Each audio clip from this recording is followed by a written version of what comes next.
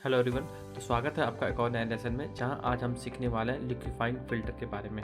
लिक्विफाइंग tool एक बहुत ही important tool है और ये बहुत ही पहले से यूज़ आ रहा है फ़ोटोशॉप में, और ये क्रिएटिव क्लाउड में थोड़ा सा इम्प्रूव होके अभी आया हुआ है। तो जब भी हम यहाँ पे कोई भी फ़िल्टर को यूज़ करेंगे, उससे पहले हम अपने इमेज को स्मार्ट ऑब्जेक्ट में कन्वर्ट कर देंगे ताकि हम उसे नॉन डिस्ट्रक्टिव बना सकें। या तो हम इसको राइट क्लिक करके उसको स्मार्ट ऑब्जेक्ट कर दें, या फिर हम फ़िल्टर में जाके कन्वर्ट टू स्मार्ट फ़िल्टर में इसको कर सकते हैं। तो आप देख पा रहे हो ये स्मार्ट ऑब्जेक्ट हो चुका है। अगर मैं इसको यहाँ पे लार्ज करता हूँ तो आप देख पाओगे ये स्मार्ट ऑब्जेक्ट हो चुका है। तो अब मैं यहाँ पे लिक्विफाइंग फ़िल्टर को यूज़ करने वाला हूँ। तो उसके लिए हम यहाँ पे जाएंगे फ़िल्टर, फिर आप अगर नीचे देखोगे तो यहाँ पे आ रहा है लिक्विफाइंग। तो अगर मैं इसको यहाँ पे क्लिक करता हूँ तो आप देख पा रहे हो हमारे पास एक नया डायलॉग बॉक्स ओपन हो चुका है। तो आप देख पा रहे हो हमारे लेफ्ट साइड में कुछ टूल है, जैसे कि आप यहाँ पे देख पा रहे हो, और राइट में हमारे पास उन टूल के ऑप्शन आ चुके हैं। तो अगर आप यहाँ पे लेफ्ट में जाओगे तो आपके पास मिल जाएगा फॉरवर्ड ड्रॉप टूल। तो जब मैं इस ऑप्शन को यूज़ करूँगा और फिर मैं यहाँ पे राइट से जाके इसकी साइज़ को थोड़ा सा इंक्रीज़ करूँगा, जैसे कि आप यहाँ पे देख पा रहे हो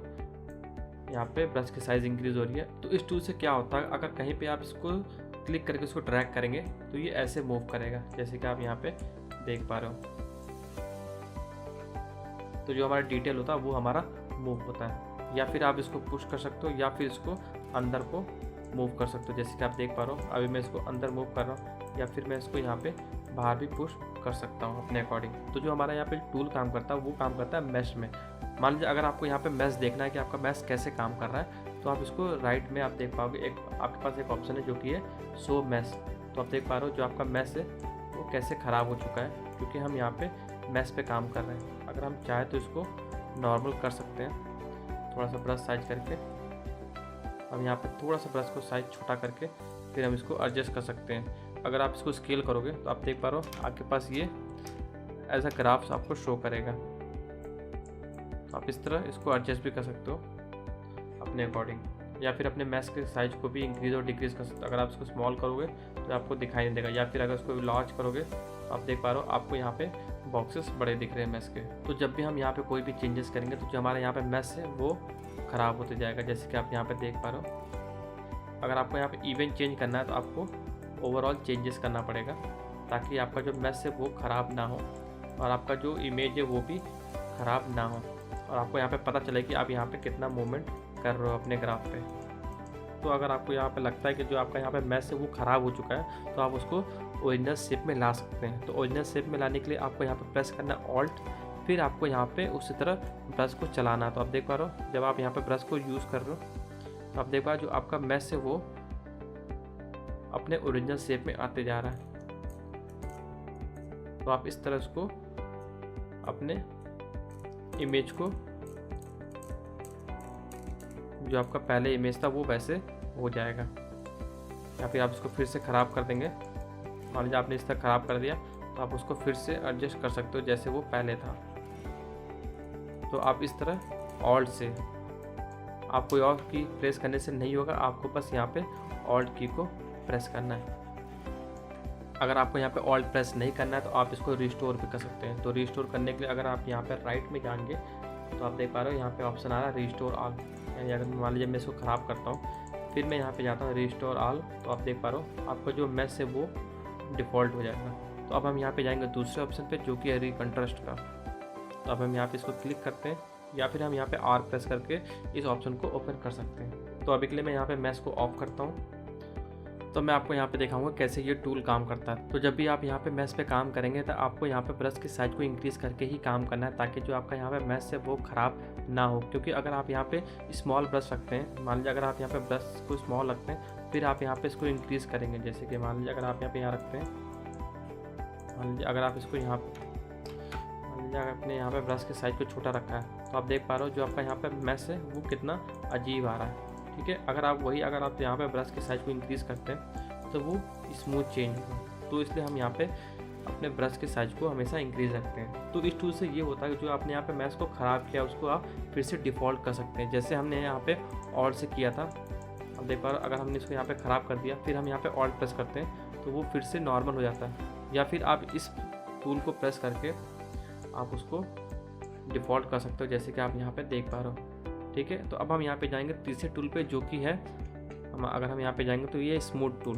ठीक है, इसका मतलब ये होता है मान लीजिए अगर आपने यहाँ पे ब्रश के साइज को थोड़ा सा बड़ा किया है, फिर आपने यहाँ पे कोई भी चेंजेस किया है, फिर अगर आपको लगता है जो आपको मैश से वो ख़राब हो गया तो इस टूल से क्या करेंगे, इस टूल से आपका जो मैश है वो स्मूथ होगा, ना कि वो आपका डिफ़ॉल्ट होगा, वो धीरे धीरे स्मूथ होगा। तो आप देख पा रहे हो ये धीरे स्मूथ हो रहा है। तो आप धीरे धीरे करते करते अगर आप इसको बहुत देर तक करेंगे तो ये आपका डिफ़ॉल्ट शेप में आ जाएगा। तो जो हमारा थर्ड टूल है स्मूथ टूल, उसको हम इसलिए यूज़ करते हैं ताकि जो हमारा मैश है हम उसको स्मूथ कर सकते हैं। मान लीजिए अगर मैं यहाँ पे मैश को ऑन करता हूँ, फिर मैं इसको यहाँ पे इसको थोड़ा मैश को डिस्टर्ब करता हूँ, फिर हम यहाँ पे ये टूल यूज़ करते हैं। आप देख पा रहे हो जो हमारा मैश है वो धीरे धीरे अपने ओरिजिनल शेप में आते जा रहा है, ना कि अगर हम मान लीजिए हम इस टूल को यूज़ करते हैं तो वो एक बार में ही पूरे मैश को सही कर देता है। तो इस तरह ये हमारा स्मूथ टूल यूज़ होता है। तो अब जो हमारा यहाँ पे फोर्थ टूल है जो कि है ड्रिल क्लॉकवाइज, इसका मतलब ये होता है मान लीजिए अगर हम यहाँ पे ब्रश के साइज को इंक्रीज करते हैं, फिर हम यहाँ पे इसको प्रेस करेंगे तो आप देख पा रहे हो जो हमारा मैश से वो जो हमारे यहाँ पे रोटेट होगा वो क्लॉकवाइज रोटेट होगा। जैसे कि आप देख पा रहे हो ये हमारा क्लॉकवाइज रोटेट हो रहा है। अगर आप इसको मूव करेंगे तो ये ओवरऑल इसको मूव करेगा। तो आप यहाँ पे देख पाओ जैसे कि लग रहा है यहाँ पे वेव आ गया हमारे ओशियन में। तो हम इसको फिर से इसको रिस्टोर कर देते हैं। तो अब आप यहाँ पे समझ जाओगे कि जो हमारा यहाँ पे क्लॉकवाइज टूल है वो कैसे काम करता है। तो फिर से मैं इसको यहाँ पे रिस्टोर कर देता हूँ। तो अब हमारे यहाँ पे फिफ्थ टूल है जो कि है पकड़ टूल।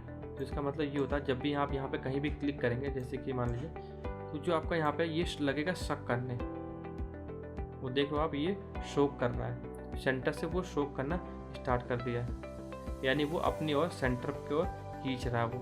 तो इस तरह आप इस टूल को यूज़ कर सकते हैं।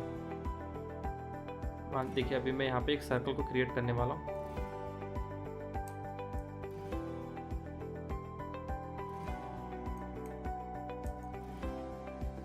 तो आप देख पा रहे हो मैंने यहाँ पे एक अनइवन सा सर्कल बना दिया, जो कि मैंने यहाँ पे कुछ नहीं किया, मैंने सिर्फ यहाँ पे एजेस पे ही काम किया है। और ये एक बॉल की तरह आपको लग रहा है जो कि एक 3D फील आपको दे रहा है।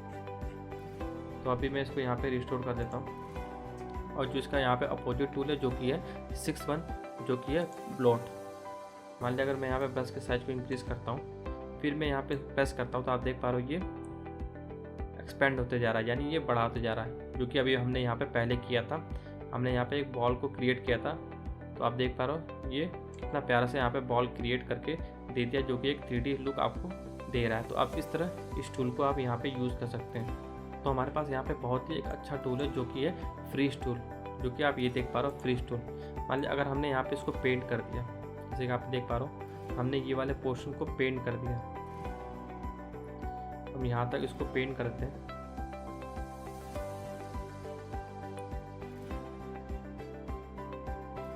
इसका मतलब ये होता है कि जो हमने यहाँ पे पेंट किया वो वाला पोर्शन अब वो मूव नहीं होगा, बाकी उसके अलावा सारे पोर्शन मूव होंगे। जैसे कि आप देख पा रहे हो इसके अलावा सब कुछ मूव होगा, बाकी वो हमारा जो हमने उसको फ्रीज किया वो वाला पोर्शन मूव नहीं होगा। तो आप देख पा रहे हो तो इस तरह यहाँ पे फ्रीज टूल को यूज़ करते हैं हम।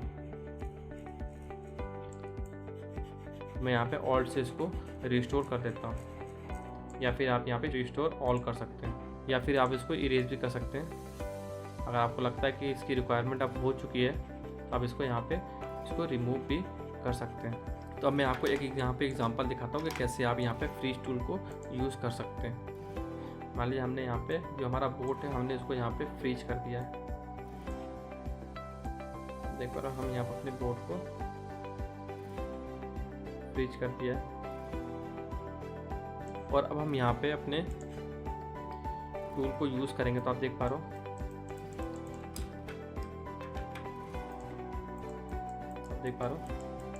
आप यहाँ पे वेव को फील ला सकते हैं,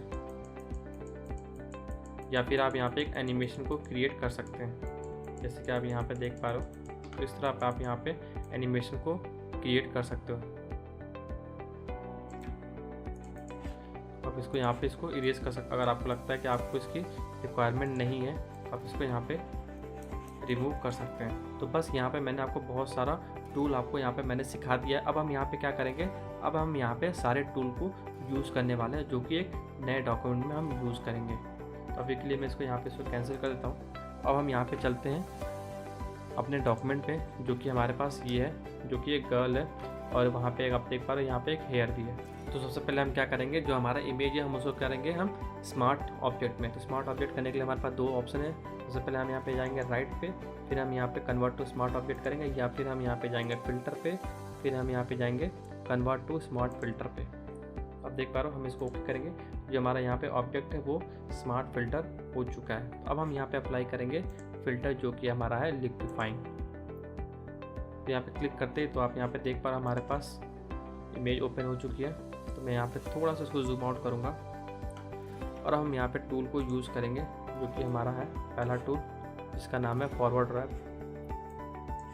अब हम यहाँ पे क्या करेंगे, हम यहाँ पे अपनी इमेज के हेयर को मूव करेंगे। अब देख पा रहे हो आप इस तरह यहाँ पे इमेज के हेयर को मूव कर पा रहे हो, या फिर आप यहाँ पे सिंगल हेयर को भी मूव कर सकते हो अपने अकॉर्डिंग। अगर मैं यहाँ पे जाऊँ तो आप देख पा रहे हो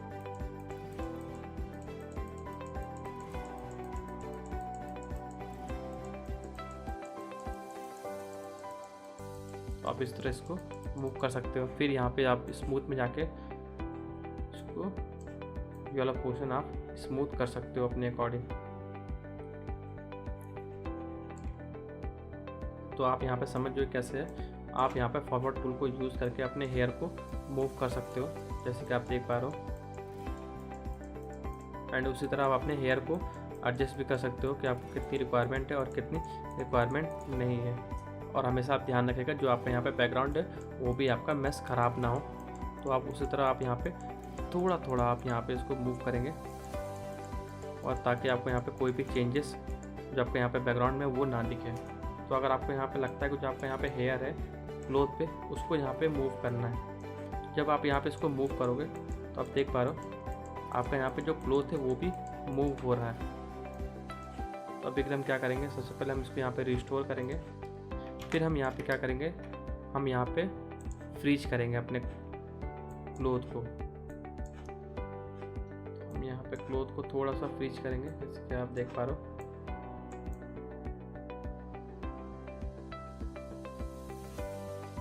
हम यहाँ पे अपने कपड़े को फ्रीज कर दिया है, जैसे कि आप यहाँ पे देख पा रहे हो। अब हम यहाँ पे क्या करेंगे, हम यहाँ पे हेयर को मूव करेंगे। ठीक है, अब हम यहाँ अपने हेयर को मूव करेंगे। तो आप देख पा रहे हो हम यहाँ पे अपने हेयर को मूव कर रहे हैं, और जो हमारा यहाँ पे इमेज है, यानी जो हमारा यहाँ पे क्लोथ है, हम उसको बिना ख़राब किए अपने हेयर को मूव कर सकते हैं। फिर हम उसको यहाँ पे इसको रिमूव भी कर सकते हैं।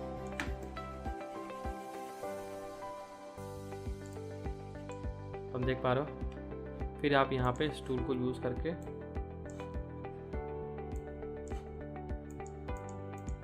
आप हल्का हल्का चेंजेस करेंगे, ताकि जो हमारा क्लोथ है वो भी ख़राब ना हो और आपका यहाँ पे जो हेयर है वो भी ख़राब ना हो। तो आप इस तरह भी यहाँ पे टूल को यूज़ कर सकते हैं। तो फिर हम यहाँ पे इसको अप्लाई कर सकते हैं, जैसे कि आप देख पा रहे हो कि पहले कैसा था हमारा इमेज और हमारा अब इमेज कैसा है। आप देख पा रहे हो यहाँ पे कोई भी चेंजेस आपको यहाँ पे ज़्यादा नहीं दिख रहा है। अगर हम यहाँ पे फ्रीज टूल को यूज़ ना करते तो हमारा यहाँ पे जो हैंड है वो भी ख़राब हो जाता। अगर आपको लगता है कि आपको यहाँ पे और भी चेंजेस करना है तो आप यहाँ पे डबल क्लिक करके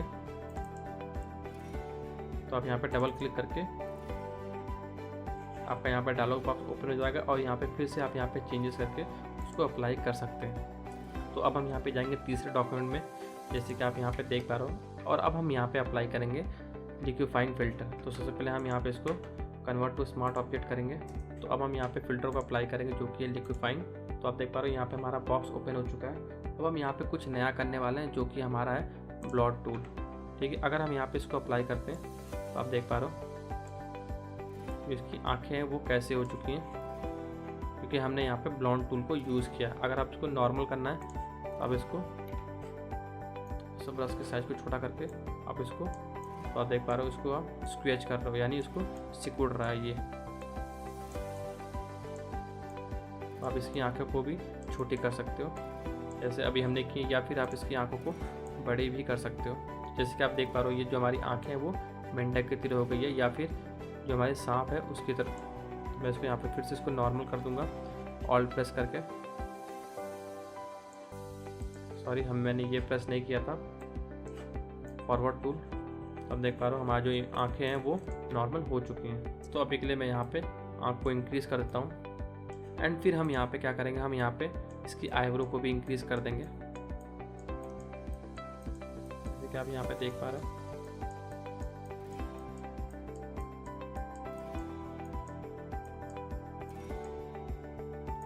हमेशा ध्यान रखना है कि आपको यहाँ पे अपने जो आपका एक्चुअल हेड है उसको ख़राब नहीं करना है। अगर आपको लगता है कि आपकी आंखें यहाँ ख़राब हो रही हैं तो आप क्या करेंगे, आप इसको यहाँ पे फ्रीज कर देंगे। फिर आप यहाँ पे इसको फॉरवर्ड करना स्टार्ट कर देंगे, जैसे कि आप यहाँ पे देख पा रहे हो। और अब आपकी यहाँ पे आंखें ख़राब नहीं हो रही हैं। अब हम क्या करेंगे, अब हम यहाँ जो हमारा फेस है यानी जो इसकी स्माइल है उसको थोड़ा सा इंक्रीज़ करने वाला है। आई थिंक मैंने यहाँ पे ज़्यादा कर दिया है, पर अभी ये थोड़ा सा जोकर का फील ला रहा है, जैसे कि आप देख पा रहे हो। हम इसको जूम आउट करेंगे तो आप देख पा रहे हो हमारा पहले कैसा था और अभी कैसा है। अभी हम क्या करेंगे, थोड़ा सा इसको कम कर देंगे।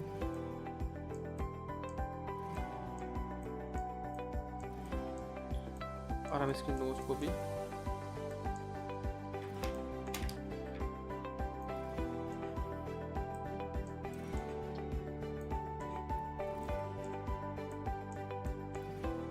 तो देख पा रहे हो कि जो हमारा पहले फेस था और अभी कैसा है।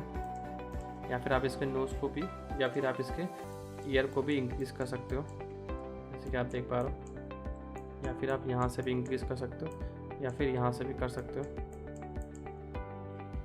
तो इस तरह आप यहाँ पे फेस पे भी काम कर सकते हो। अगर हम यहाँ पे दूसरी इमेज पे जाते हैं जो कि है सैड में, तो हम इसको थोड़ा सा और भी सैड कर सकते हैं, जैसे कि आप देख पा रहे हैं।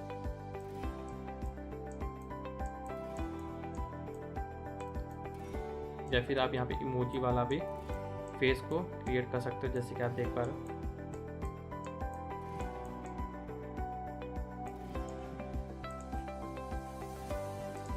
या फिर आप इसकी आंखें को थोड़ा सा स्क्वीज कर सकते हो, छोटी कर सकते हो।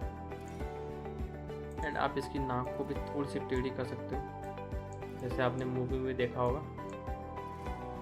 आप देख पा रहे हो कि पहले कैसा था और अभी कैसा है। तो अब इस तरह यहाँ पे फेस पे भी काम कर सकते हो। अब हम यहाँ पे इसको अप्लाई कर सकते हैं। तो आप देख पा रहे हो कि हमारा पहले कैसा था और अभी कैसा है। तो बस इतना ही था इस लेसन में। अब हम मिलते हैं नेक्स्ट लेसन में।